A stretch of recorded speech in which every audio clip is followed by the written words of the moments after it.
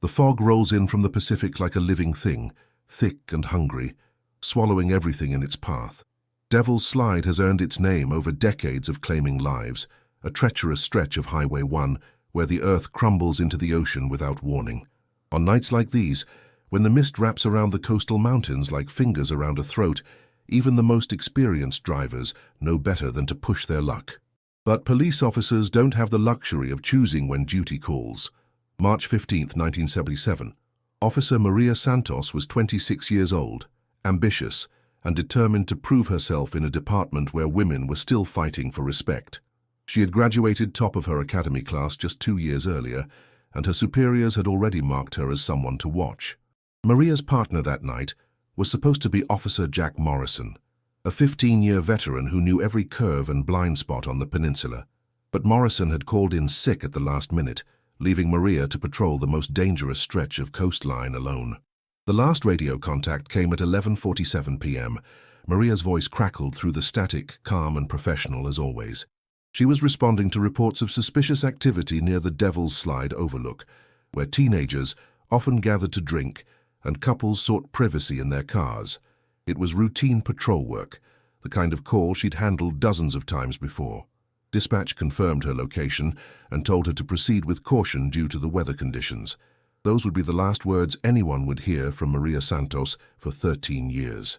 When the fog finally lifted the next morning, Maria's patrol car was found balanced precariously on the edge of a cliff, its front wheels hanging over a 100-foot drop to the rocks below. The driver's door hung open, swaying in the ocean breeze like a broken wing. There were skid marks on the asphalt, suggesting she had braked hard before going off the road. The official investigation concluded what everyone expected. Maria had been driving too fast for conditions, lost control in the fog, and either fell or jumped from the car before it went over the edge. But there were details that didn't quite fit the narrative. Maria's service weapon was missing from her holster, though her radio remained clipped to her belt. Her patrol log showed she had made an unscheduled stop 20 minutes before her last radio contact, but there was no record of what had prompted it.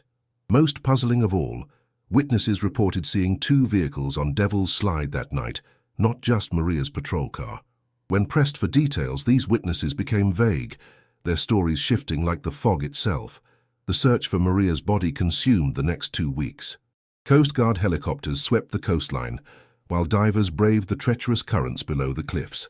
Search dogs picked up her scent near the overlook, but lost it at the water's edge. Local volunteers combed every tide pool and hidden cove for miles in both directions. They found pieces of her patrol car's bumper, a torn section of her uniform sleeve caught on a rock, and what appeared to be blood on the guardrail. But Maria herself had vanished as completely as if the ocean had swallowed her whole. Detective Ray Coleman led the investigation with the thoroughness of a man who had seen too many good cops lost to the job.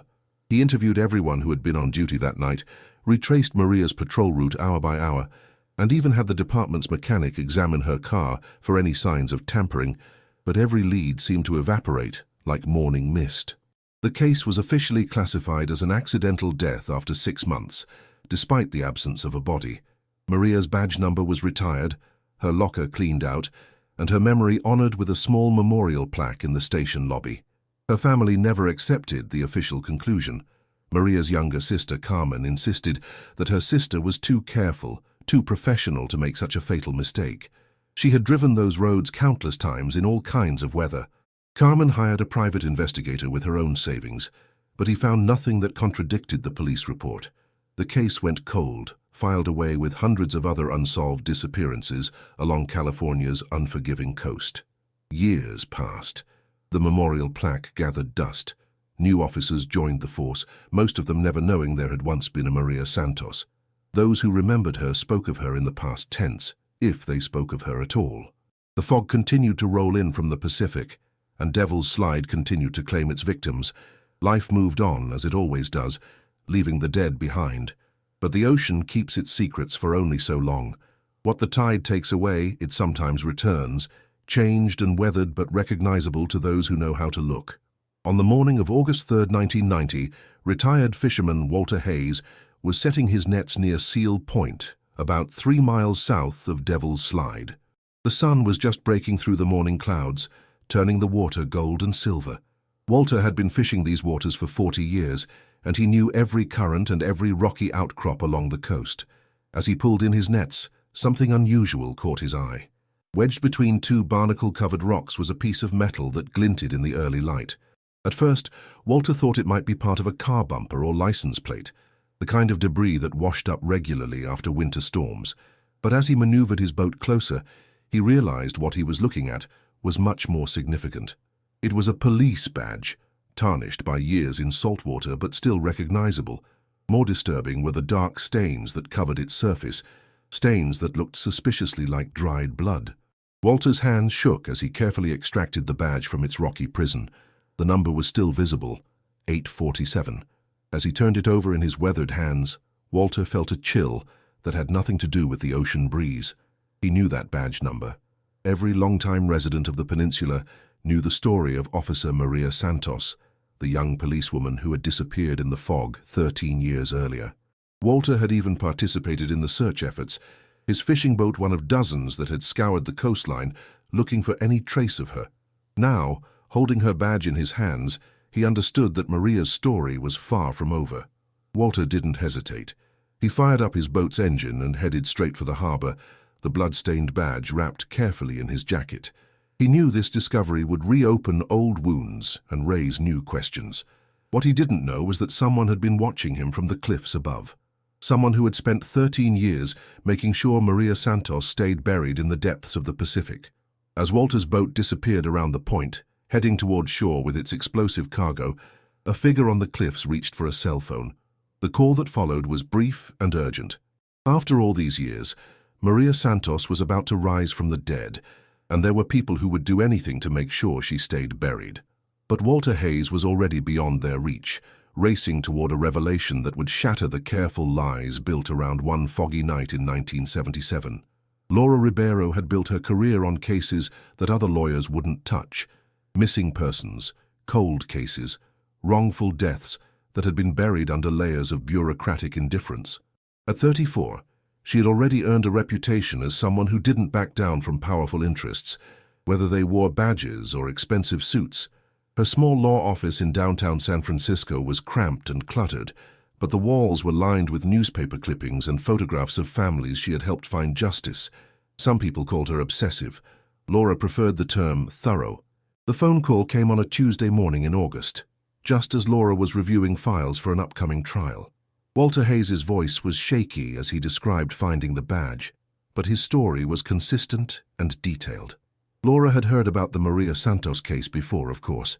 Every lawyer who specialized in police misconduct knew the stories whispered in courthouse hallways about officers who asked too many questions or saw too much. But something in Walter's voice convinced her this was different. This wasn't just another tragedy along a dangerous road. Within hours, Laura was driving south on Highway 1, her car loaded with boxes of legal documents and recording equipment. The peninsula had changed little since 1977. The same treacherous curves, the same fog that rolled in without warning, the same sense that the ocean was always watching. As she pulled into the small coastal town where Maria had been stationed, Laura felt the familiar thrill of a hunt beginning. Somewhere in this quiet community was the truth about what had happened to Officer Maria Santos. The local police station was a squat, concrete building that looked like it had been designed to withstand both earthquakes and scrutiny. Laura's arrival was noted by several officers who watched her through the windows as she parked. She had called ahead, requesting a meeting with the current chief to discuss reopening the Santos case. The response had been polite but firm. The case was closed, the matter resolved, no new investigation warranted. But Laura hadn't come to ask permission. Chief Robert Murdoch was a large man with grey hair and tired eyes who looked like he had seen everything the job could throw at him. He had been a sergeant in 1977, one of the officers who had worked the original investigation. When Laura entered his office, she could see he already knew why she was there. Walter Hayes had done the right thing and brought the badge to the police first. But instead of reopening the case, they had filed it as evidence and issued a brief statement that it changed nothing about their original conclusions. "Ms. Ribeiro," Chief Murdoch said, not bothering to stand as she entered, "I understand you're here about the Santos matter. I'm afraid there's nothing new to discuss. A badge washing up after 13 years doesn't prove anything. except that the ocean eventually gives up its secrets. Laura smiled, setting her briefcase on the chair across from his desk. Chief, I've spent the last week reviewing every document from the original investigation. I've also spoken with several witnesses who were never properly interviewed. I think you'll find there's quite a lot to discuss. The temperature in the room seemed to drop several degrees. Murdoch's expression remained neutral, but Laura noticed his hands tighten almost imperceptibly around the coffee mug he was holding. The Santos case was thoroughly investigated by experienced detectives. We followed every lead, interviewed every witness. Sometimes good people die in tragic accidents, Counselor. That's the unfortunate reality of police work. But Laura had done her homework. She had tracked down the original case files through a Freedom of Information Act request, and what she found raised more questions than answers. The investigation had been unusually brief for an officer's death. Key witnesses had been interviewed only once, and several of their statements contained inconsistencies that were never followed up.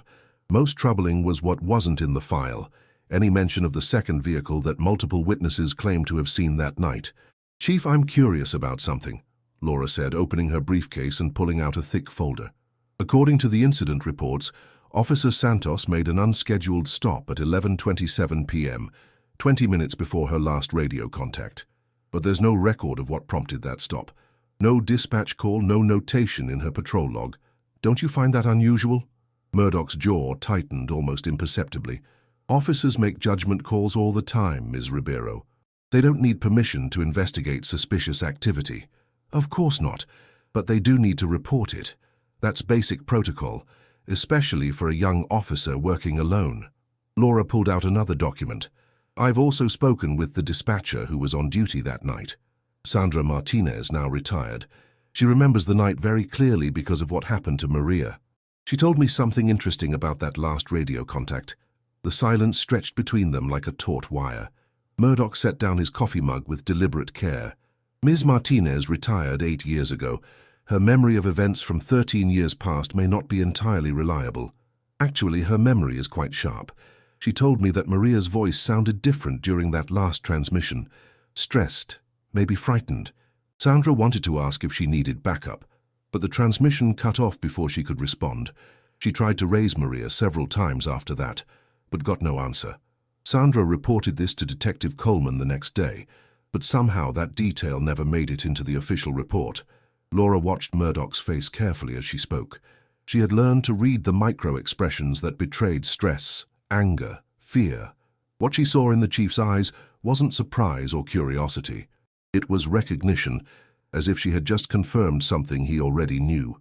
Detective Coleman was thorough and professional, Murdoch said finally. If he didn't include every piece of speculation and hearsay in his report, it's because he knew the difference between facts and feelings. Perhaps, but I'd like to speak with Detective Coleman myself. Is he still with the department? Another pause. Another careful sip of coffee. Ray retired in 1985, moved to Arizona for his health. I believe he passed away several years ago. Laura made a note in her pad, though she already knew Coleman's status. She had spent 3 days trying to track down the former detective, only to learn that he had died of a heart attack in 1988, just 11 years after investigating Maria's disappearance. The timing struck her as unfortunate, though not necessarily suspicious. Police work was stressful, and heart attacks weren't uncommon among retired officers. Chief, I understand this is a difficult situation.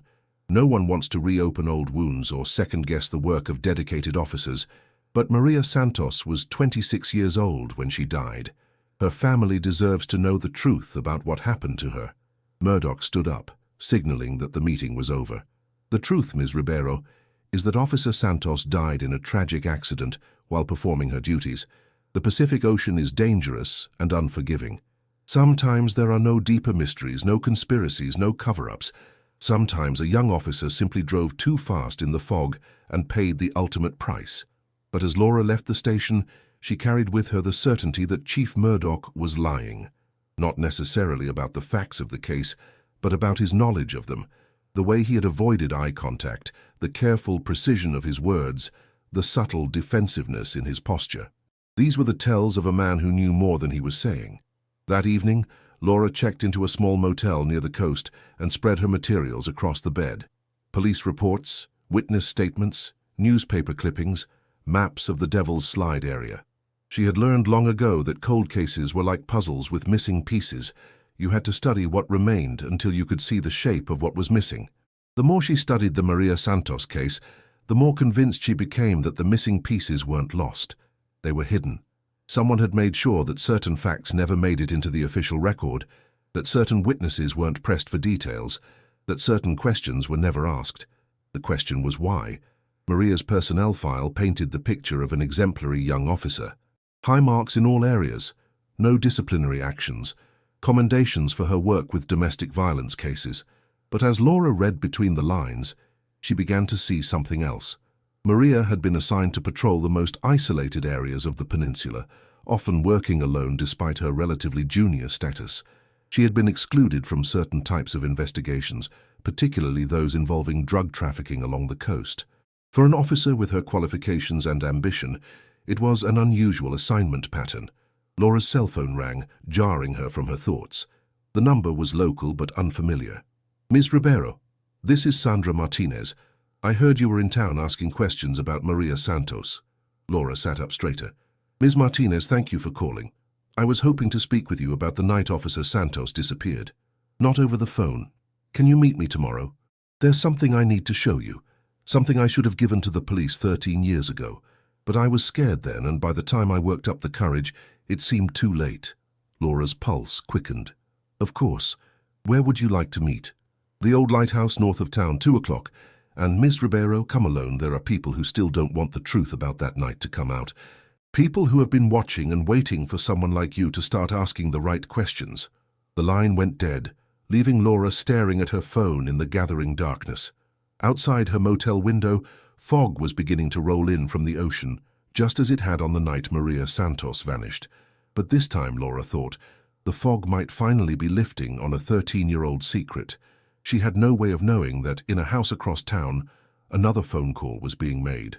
A call to people who had spent 13 years making sure certain secrets stayed buried. People who understood that Laura Ribeiro represented a threat that needed to be eliminated before she could uncover what really happened on Devil's Slide in 1977. The lighthouse stood like a sentinel against the gray sky, its white tower weathered by decades of salt spray and coastal storms. Built in 1908, it had guided ships safely past the treacherous rocks of Devil's Slide for nearly 70 years before being decommissioned and left to decay. Now it served as a lonely monument to maritime history, visited only by occasional tourists and locals who remembered when its beam had swept across the water every night. Laura arrived 15 minutes early, parking her car in the gravel lot that had been carved out of the cliff face. The fog was rolling in from the ocean, but it was still thin enough that she could see the coastline stretching north and south. Somewhere out there, 13 years ago, Officer Maria Santos had vanished into a night much like this one. Laura checked her watch and walked toward the lighthouse, her footsteps crunching on the gravel path.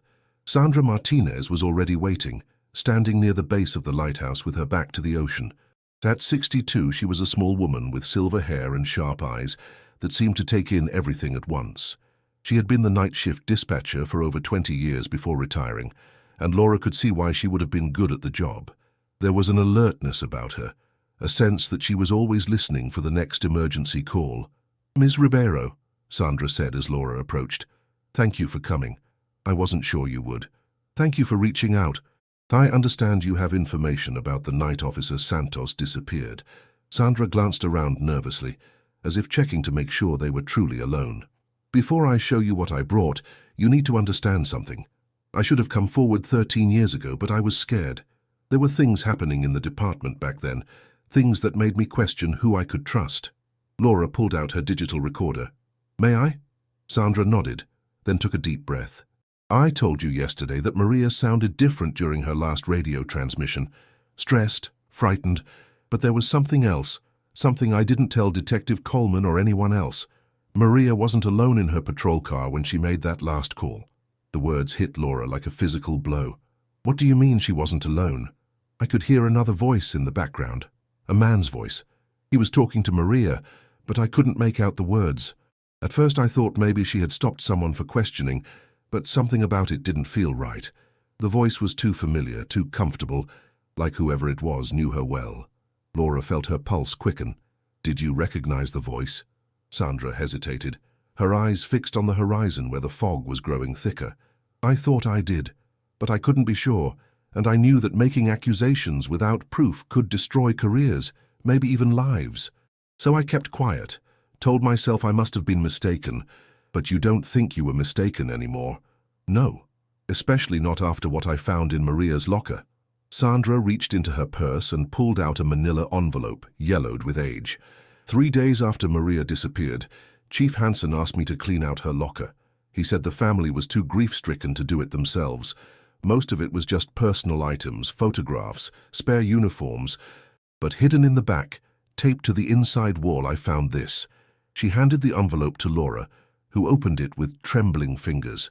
Inside was a single cassette tape, the kind used in small portable recorders, and a handwritten note on department letterhead.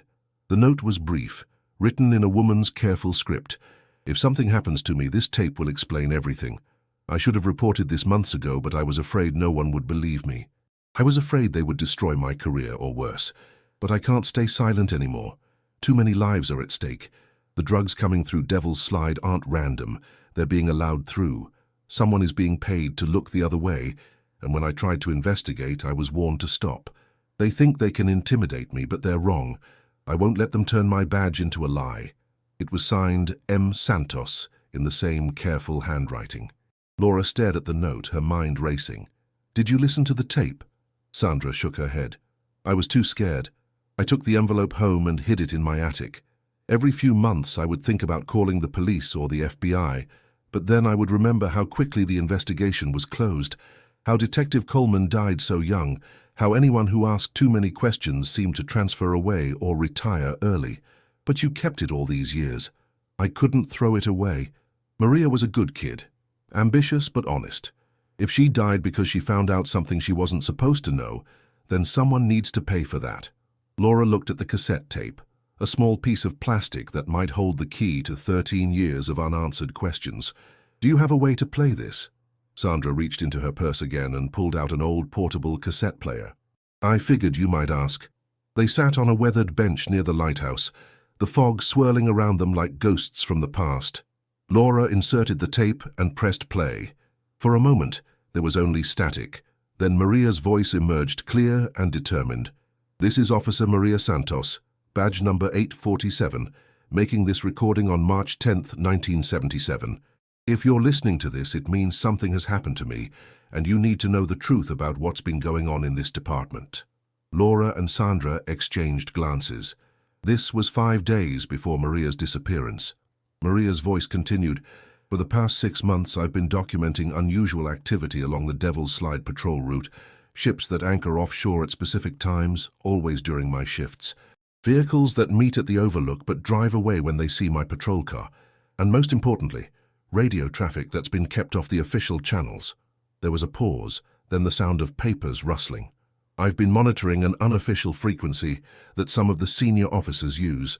At first, I thought it was just routine coordination, but I started to realize they were coordinating something very different. Drug shipments coming in by boat, landing at isolated beaches south of Devil's Slide. The boats would flash lights, cars would respond, and by morning everything would be gone. Laura felt her blood run cold. This wasn't just about one officer's death. This was about corruption that reached into the heart of the police department. The operation is sophisticated, Maria continued. Someone with access to patrol schedules makes sure the right officers are assigned to the right areas at the right times. Someone with radio access coordinates the shipments, and someone with authority makes sure that any reports of suspicious activity get buried or dismissed. The tape crackled with static. Then Maria's voice returned, lower and more urgent. I tried to report this through proper channels, but my sergeant told me I was imagining things. He said the stress of being a female officer in a male-dominated department was making me paranoid. When I persisted, he assigned me to the most isolated patrol routes, supposedly for my own safety, but I think it was really to keep me away from the main operations. Laura gripped the cassette player tighter. This was evidence of a conspiracy that went far beyond one corrupt officer. 3 nights ago, I was approached by Detective Coleman. He said he had been investigating similar activities and asked if I would be willing to help gather evidence. We arranged to meet on March 15th after my shift. He said he finally had enough proof to go to the FBI, but he needed one more witness to make the case stick. Laura's mind raced. March 15th was the night Maria disappeared. She was supposed to meet with Coleman, the same detective who had supposedly investigated her death. I know this is dangerous, Maria's voice continued. Coleman warned me that there are people in the department who will do anything to protect this operation. He said officers who asked too many questions had been transferred, demoted, or worse. But I became a police officer to protect people, not to help criminals destroy their lives with drugs. The tape went silent for a long moment. Then Maria spoke again, her voice barely above a whisper. I'm scared. Last night someone broke into my apartment while I was at work. Nothing was stolen, but my personal files had been searched. They left a note on my pillow. Some secrets are worth dying for. I've moved the tape and this recording to my locker at the station. If something happens to me, at least there will be some record of the truth. The tape ended with a click that seemed to echo across the empty coastline. Laura sat in stunned silence, processing what she had just heard. Maria Santos hadn't died in an accident.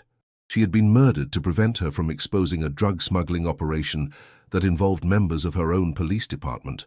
Now you understand why I was scared, Sandra said quietly. If they killed Maria to keep her quiet, what would they do to a dispatcher who had evidence of their crimes? Laura's mind was already working, connecting dots and drawing implications. Detective Coleman was supposed to meet with Maria the night she disappeared, but according to Chief Murdoch, Coleman conducted the investigation into her death. That means Coleman was either part of the corruption or he was silenced before he could do anything about it, Sandra finished.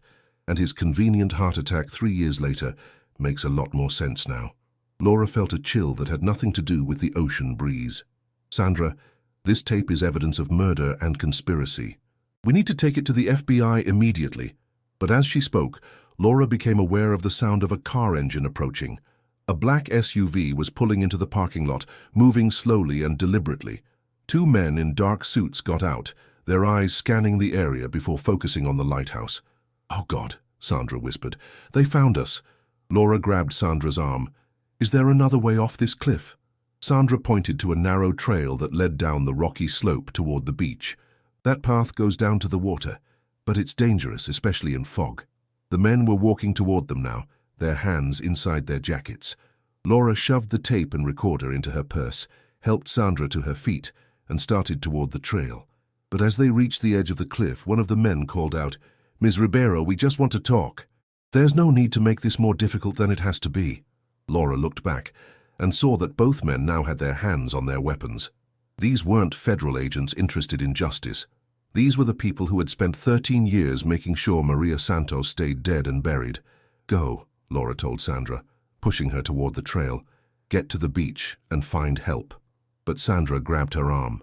There's something else you need to know. The voice I heard in Maria's patrol car that night, the man who was with her during her last radio transmission.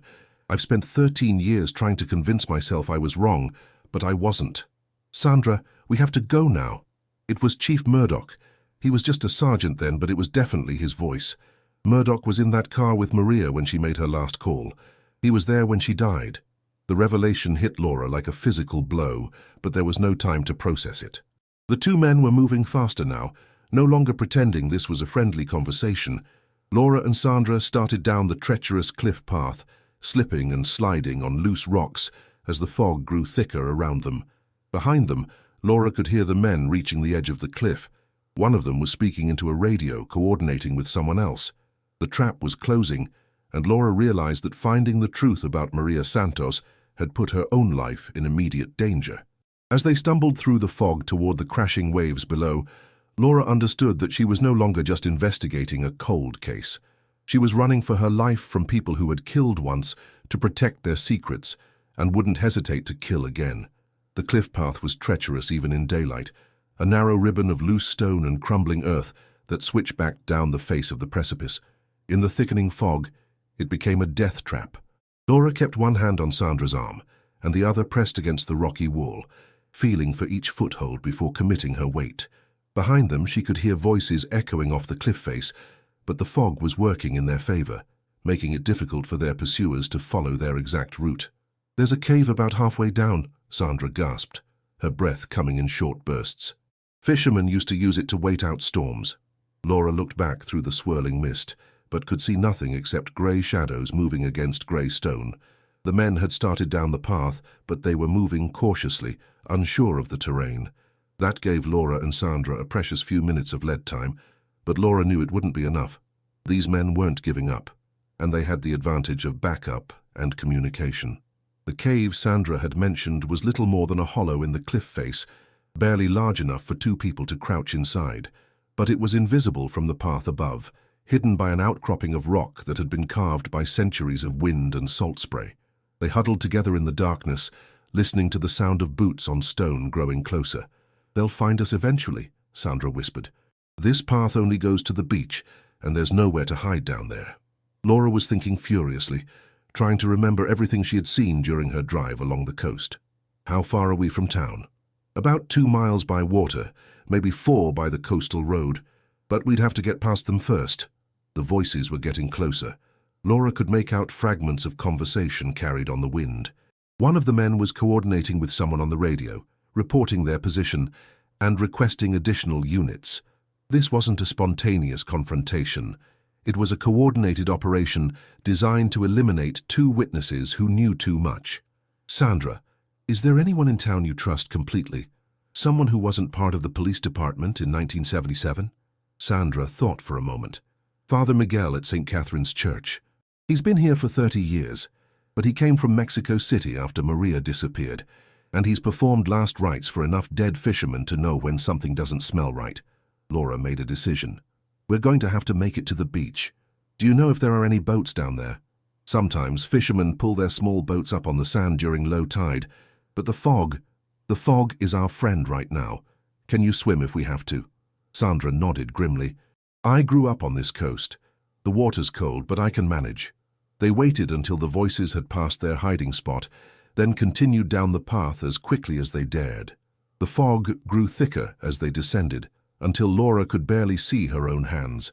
The sound of waves crashing against rocks grew louder, and finally she felt sand beneath her feet instead of stone. The beach was a narrow strip of grey sand, dotted with tide pools and scattered driftwood. Through the fog, Laura could make out the ghostly shapes of several small boats pulled up beyond the high tide line. Most were fishing skiffs, old and weathered, but one looked newer and more substantial. They ran across the sand, their footsteps muffled by the fog and the sound of the waves. The newer boat was a 20-foot sport fisher with an outboard motor, its hull painted blue and white.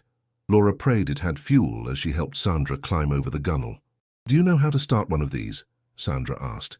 Laura had spent summers on her uncle's fishing boat as a teenager, back when her biggest worry was whether the fish were biting. "I think so. Look for the keys." The keys were hanging from a small hook near the steering wheel, a trusting gesture that belonged to a different, more innocent time. Laura turned the ignition, and the engine coughed to life with a roar that seemed impossibly loud in the fog-muffled world. She immediately throttled back, hoping the sound hadn't carried too far up the cliff. But as she pushed the boat off the sand and into deeper water, flashlight beams began sweeping the beach above them. Their pursuers had reached the bottom of the cliff and were spreading out to search the shoreline. Laura gunned the engine and headed out into the fog, steering by compass and instinct toward what she hoped was the harbor. The fog on the water was even thicker than it had been on land, a grey wall that reduced visibility to mere feet. Laura kept the throttle low, afraid of running into rocks or other boats, but behind them she could hear the sound of another engine starting up. Their pursuers had found a boat of their own. "They're following us," Sandra said, looking back into the impenetrable mist. Laura checked the compass and adjusted their heading. The harbor should be due south, but in the fog, directions became suggestions rather than certainties. The sound of the pursuing boat was getting closer, its engine note deeper and more powerful than their own. Then, through the fog, Laura saw lights. Not the harsh glare of searchlights, but the warm yellow glow of harbor lamps reflecting off the water. She headed toward them, pushing the throttle forward, despite the risk of collision. Behind them, their pursuers were gaining ground, the sound of their engine growing louder with each passing second. The harbor materialized around them like a scene from a dream. Fishing boats at anchor, their masts disappearing into the fog above. The commercial wharf with its loading cranes and stacks of crab traps. And most importantly, people. Even in the fog, the harbor was alive with activity as boats returned from the day's fishing. Laura aimed for the nearest dock, cutting the engine at the last moment and letting momentum carry them alongside the pier. Sandra grabbed a piling as Laura scrambled onto the dock, then helped the older woman up beside her. "We need to get to the church," Laura said, "and we need to call the FBI." But as they hurried along the dock toward shore, Laura realized their problems were far from over. The black SUV from the lighthouse was parked at the harbor entrance, and she could see at least 2 more men in dark suits scanning the docks. This wasn't just about a few corrupt cops anymore. This was an organized operation with resources and manpower that suggested something much larger than local corruption. They ducked behind a stack of crab traps as one of the men turned in their direction. Laura's mind raced through their options. The church was 6 blocks inland, but they would have to cross open ground to reach it. Her car was still at the lighthouse, useless to them now, and she was beginning to suspect that even the FBI might not be entirely trustworthy if this conspiracy reached as high as she was starting to fear. "There's a back way to the church," Sandra whispered, "through the fish processing plant. The owner, Joe Morales, is Father Miguel's nephew. He'll help us." They made their way along the dock, staying low and using the fog as cover. The processing plant was a long, low building that smelled of salt and fish, its windows dark in the evening gloom. Sandra led them to a side door that was propped open for ventilation, and they slipped inside among the stainless steel tables and industrial freezers. Joe Morales was a heavy-set man in his 40s who looked up in surprise as they appeared out of the fog. "Sandra, what are you doing here, and who is this?" "Joe, we need help. There are men after us, dangerous men. We need to get to your uncle at the church without being seen." Joe's expression grew serious. He had lived on this coast long enough to recognize real fear when he saw it. "Come on, I'll drive you." He led them through the plant to a loading dock where his pickup truck was parked. As they climbed into the cab, Laura caught a glimpse of headlights moving slowly along the harbor road. Their pursuers were expanding their search, checking every building and parking lot. Joe drove with the casual confidence of someone who had navigated these foggy streets his entire life. He took back roads and alleys, avoiding the main thoroughfares where the black SUVs might be patrolling. Within 10 minutes, they were pulling up behind St. Catherine's Church, a modest stone building that had served the fishing community for over a century. Father Miguel was a small man with kind eyes and silver hair who listened without interruption as Laura and Sandra explained their situation. When they finished, he was quiet for a long moment, then crossed himself and shook his head sadly. "I have suspected for many years that Maria's death was not an accident," he said. "She was a regular at Mass, a good girl who believed in justice. In the weeks before she died, she came to confession several times, very troubled about something she had discovered.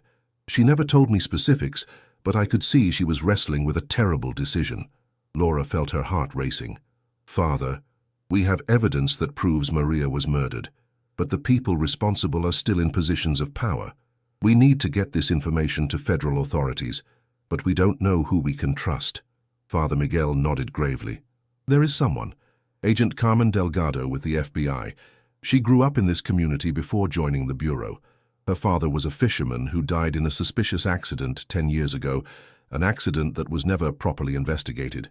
She has been quietly looking into corruption along this coast for months." He walked to his desk and pulled out a business card. "Agent Delgado gave me this card and asked me to call if I ever heard anything about unusual activities in the harbor. I think now is the time." As Father Miguel dialed the number, Laura felt a mixture of hope and fear. They had evidence that could expose a 13-year-old conspiracy, but they were also being hunted by people who had already killed to protect their secrets. And somewhere in the fog outside, those people were getting closer. The phone conversation was brief and urgent. Father Miguel spoke in rapid Spanish, then switched to English as he described their situation. When he hung up, his expression was grim. "Agent Delgado is 40 minutes away, but she said we should assume that local police communications have been compromised. She's coming alone and without backup. Until she arrives, we need to stay hidden and stay alive." Laura looked at the cassette tape in her purse, this small piece of plastic that contained the voice of a dead woman and the key to a conspiracy that had claimed multiple lives. She thought about Maria Santos, 26 years old and determined to do the right thing, even when it meant facing powerful enemies alone. 13 years later, Laura found herself in a similar position, holding evidence that could destroy careers and send people to prison if she lived long enough to present it. Outside the church, the fog continued to swirl, and somewhere in that grey maze, people who had killed before were hunting for two women who knew too much. Laura checked her watch and settled in to wait, praying that Agent Delgado would arrive before their enemies found them. But even as she tried to stay optimistic, she couldn't shake the feeling that the next 39 minutes might be the longest of her life. The 39 minutes stretched like hours in the dim sanctuary of St. Catherine's Church. Laura sat in a pew near the altar, the cassette tape clutched in her hands like a talisman, while Sandra kept watch at a stained glass window that overlooked the street. Father Miguel had retreated to his office to make additional phone calls, his voice a low murmur in Spanish as he contacted other members of the community who might have information about the corruption that had festered in their midst for over a decade. Through the fog outside, they could occasionally see the sweep of headlights as vehicles patrolled the streets. The hunt was systematic and thorough, suggesting that whoever was orchestrating this operation had significant resources and experience in making problems disappear. Laura found herself thinking about Detective Coleman's convenient heart attack, about officers who had transferred away or retired early, about a young woman who had been silenced before she could expose the truth. "They're getting closer," Sandra whispered from her position by the window. "There's a police car moving slowly down Main Street, and another one just turned onto Harbour Road." Laura felt her stomach tighten. "Can you see who's driving?" "Too much fog, but the car on Main Street just stopped in front of the Martinez house. Mrs. Martinez lives 2 blocks from here." The implications were clear. Someone was providing their pursuers with information about Sandra's connections in the community, her friends and relatives who might be helping her hide. Laura realized that this conspiracy was deeper and more extensive than she had imagined.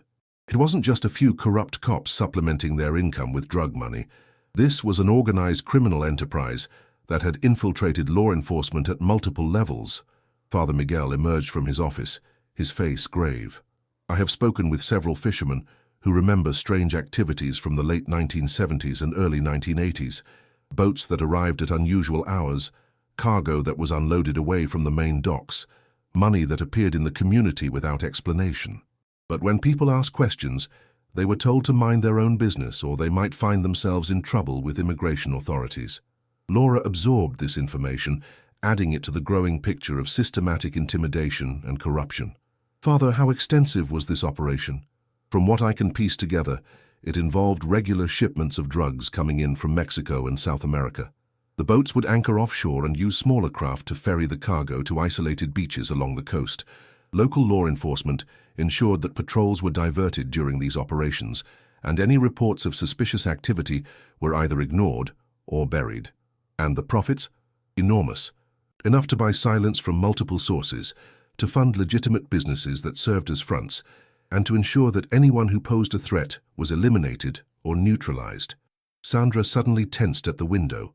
"Someone's coming." A car just pulled up behind the church, no headlights. Laura felt her pulse spike, but Father Miguel moved to another window and peered out through the fog. "It's Agent Delgado." "I recognize her car." FBI agent Carmen Delgado was a compact woman in her mid-30s, with dark hair and intelligent eyes that seemed to take in everything at once.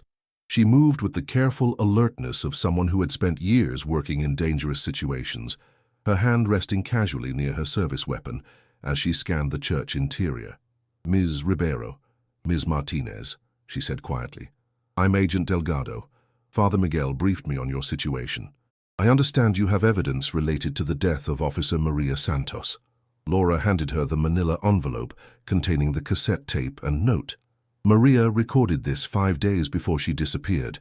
It details a drug smuggling operation involving members of the local police department." Agent Delgado examined the evidence carefully, her expression growing more serious as she read Maria's note. "This corroborates intelligence we've been gathering for the past 8 months. We've suspected that drug trafficking along this coast was being facilitated by corrupt law enforcement, but we haven't had witnesses willing to come forward." "There's more," Sandra said. "I was the dispatcher on duty the night Maria disappeared. I heard a man's voice in her patrol car during her last radio transmission. I believe it was Chief Murdoch, though he was only a sergeant at the time." Agent Delgado's eyes sharpened. "That's a serious accusation. Are you certain?" "I've listened to that man's voice almost every day for 20 years. I know it was him. Laura leaned forward. Agent Delgado, these people have been hunting us since this afternoon. They have resources, manpower, and inside information about our movements. This isn't just local corruption anymore. You're right. Based on our investigation, we believe this operation has connections to organized crime syndicates in Mexico and corruption that reaches into state government. Officer Santos stumbled into something much larger than she realized. Agent Delgado pulled out her secure phone and made a brief call, speaking in coded language that suggested backup was being summoned. When she finished, she turned back to them with a grim expression. I need you to understand that what you've uncovered could bring down dozens of people, some in very powerful positions. The people hunting you tonight won't hesitate to kill to protect this operation. We're going to get you to safety. But first, we need to secure this evidence and get your full statements on record. As if summoned by her words, Father Miguel appeared at the sanctuary entrance, his face pale with fear. There are men outside. They're surrounding the church. Through the stained glass windows, Laura could see the faint glow of flashlights moving through the fog. Agent Delgado immediately drew her weapon and moved to a position where she could observe the front entrance. How many exits does this building have? She asked Father Miguel. 3. Front entrance, side door near the altar, and a rear door that leads to the cemetery. The cemetery door. Does it have good cover? Trees and monuments, but the fog. Agent Delgado was already moving, gesturing for them to follow. We're leaving now. Stay low, stay quiet, and do exactly what I tell you. They moved through the church like shadows, Agent Delgado leading with her weapon drawn, Father Miguel guiding them through the maze of pews and alcoves.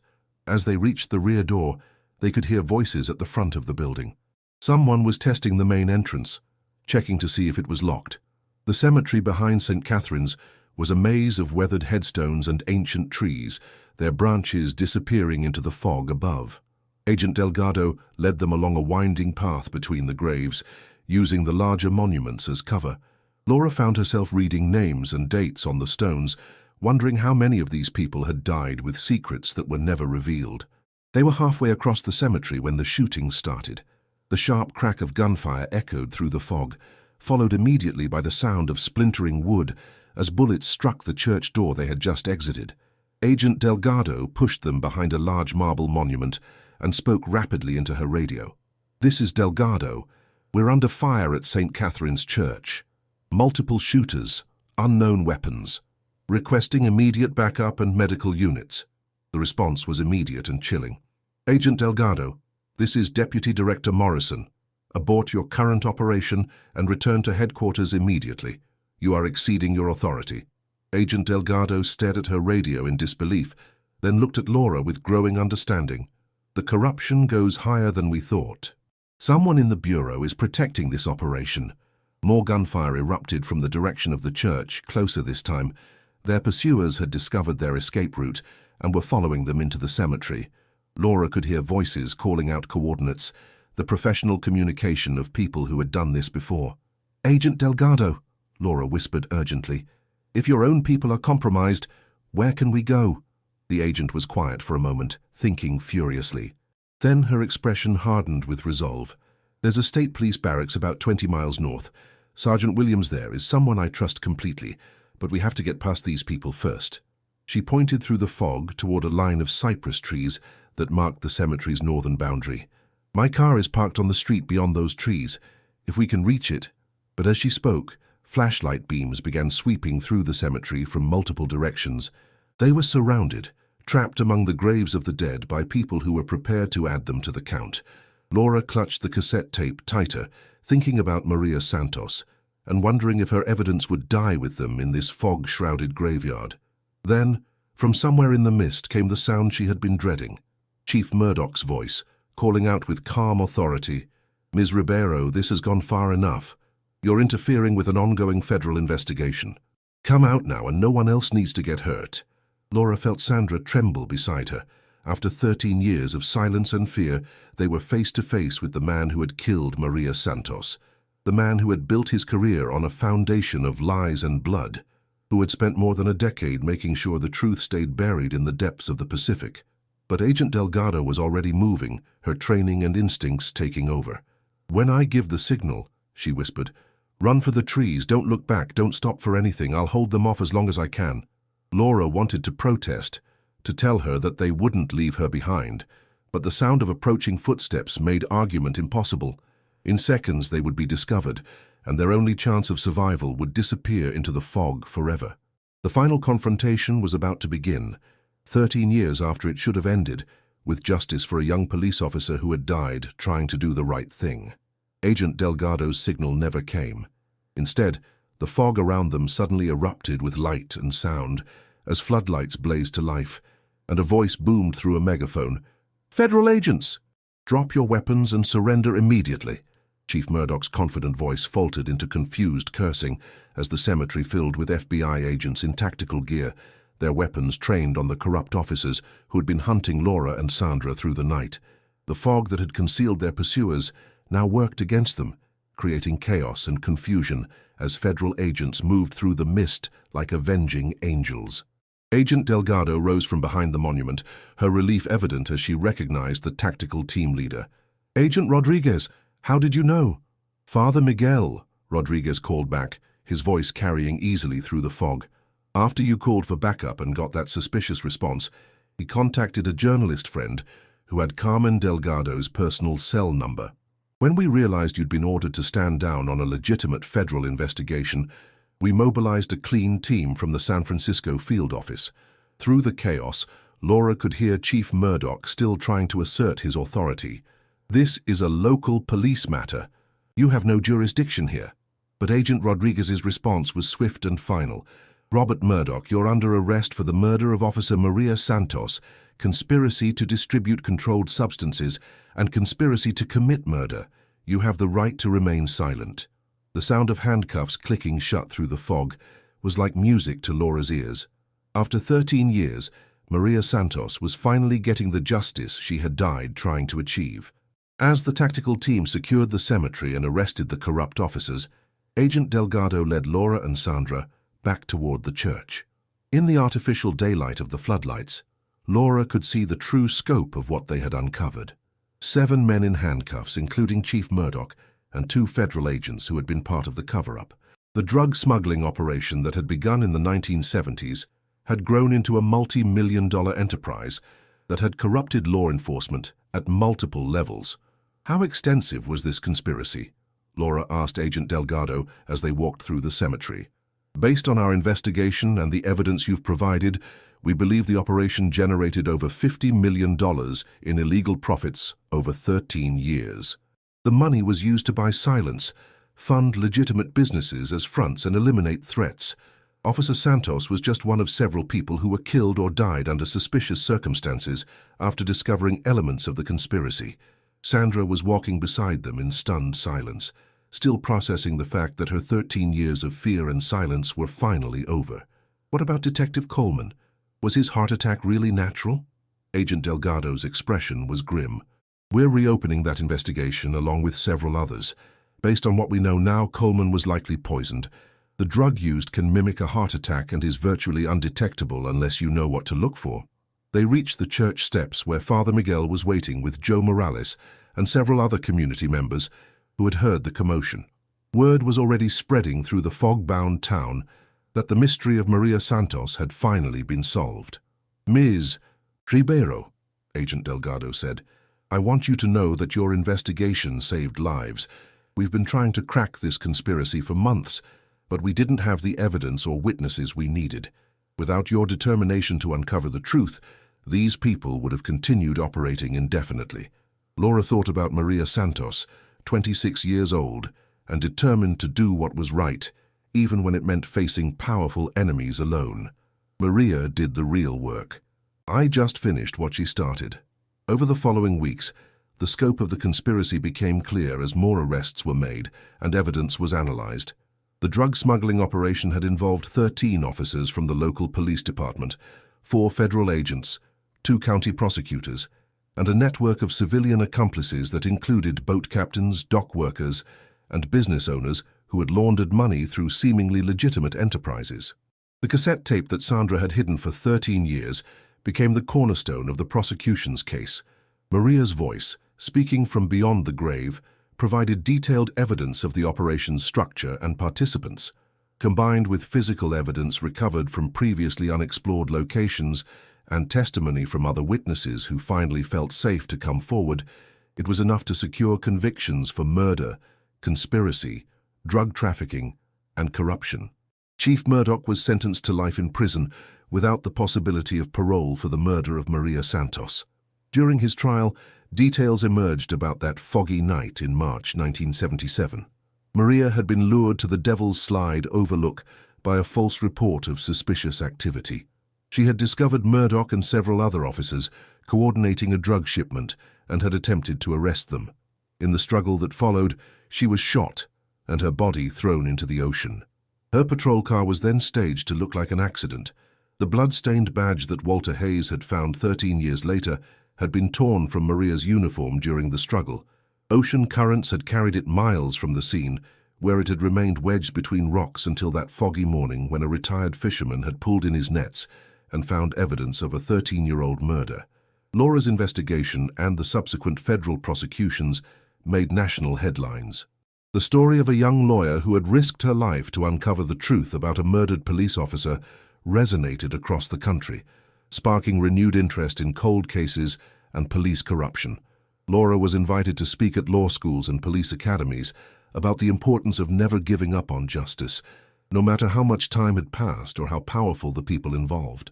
But for Laura, the most meaningful moment came 6 months after Murdoch's conviction, when she stood with Sandra Martinez and Father Miguel at a new memorial overlooking the Pacific Ocean. The bronze plaque bore Maria Santos's name and badge number, along with the inscription, Officer Maria Santos, 1951-1977. She died protecting the truth. Carmen Santos, Maria's younger sister, had flown in from Los Angeles for the dedication ceremony. Now 51 years old, she had never stopped believing that her sister's death was more than a simple accident. As she placed flowers at the base of the memorial, she turned to Laura with tears in her eyes. "Thank you for giving her back to us," Carmen said. "For 13 years we lived with questions and doubt. Now we know that Maria died as she lived, fighting for what was right." The fog was rolling in from the Pacific as the small ceremony concluded, but this time it didn't seem threatening or concealing. It was simply weather, natural and predictable, no longer hiding dark secrets or protecting powerful criminals.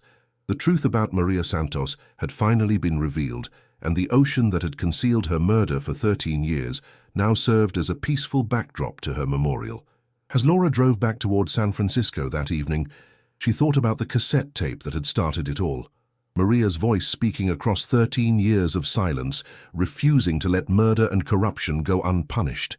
The young officer had recorded those words, not knowing that they would eventually bring down a massive criminal conspiracy and provide justice for her own death. The case that had begun with a blood-stained badge pulled from the ocean had ended with the restoration of faith in justice. Maria Santos had not died in vain.